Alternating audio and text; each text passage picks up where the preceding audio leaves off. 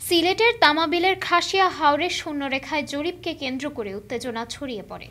ভারতীয় বিএসএফ মাঠটি নিজেদের দাবি করলে স্থানীয় গ্রামবাসীরা লাঠি সোঁটা নিয়ে প্রতিবাদে নামেন।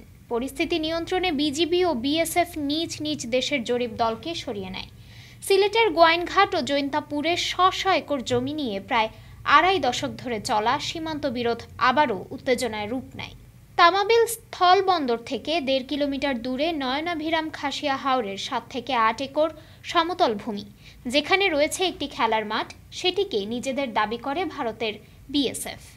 ৮ মে দুপুরে এ ঘটনা ঘটে, তবে বিকেল পর্যন্ত সিলেটের জেলা প্রশাসক, ইউএনও বা ভূমি কর্মকর্তারা বিষয়টি সম্পর্কে অবগত ছিলেন না। বিজিবির ভাষ্য, ঢাকার জরিপ অধিদপ্তরের টিম ও ভারতের জরিপকারীরা যৌথভাবে সীমান্ত চিহ্নিতকরণে এসেছিলেন। সার্ভের সময় বিএসএফ সদস্যদের ভূমি দাবি ও তর্কে উত্তেজনা ছড়িয়ে পড়ে।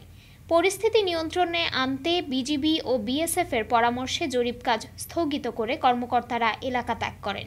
স্থানীয়রা জানান, প্রায় ২ দশক ধরে এই জমিতে কৃষিকাজ ও খেলাধুলা চলছে। উল্লেখ্য, তামাবিল স্থলবন্দর থেকে ১.৫ কিলোমিটার দূরে অবস্থিত খাসিয়া হাওরের প্রায় ৭ থেকে ৮ একর জমি নিয়ে দীর্ঘদিন ধরে বিরোধ চলছে। এলাকাবাসীর দাবি, ১৯৭৪ সালের ইন্দিরা মুজিব চুক্তি অনুযায়ী জমিটি বাংলাদেশের মধ্যে পড়ে এবং তারা দীর্ঘদিন ধরে এখানে কৃষিকাজ ও খেলাধুলা চালিয়ে আসছেন। ডেস্ক রিপোর্ট, আজ বার্তা, ঢাকা।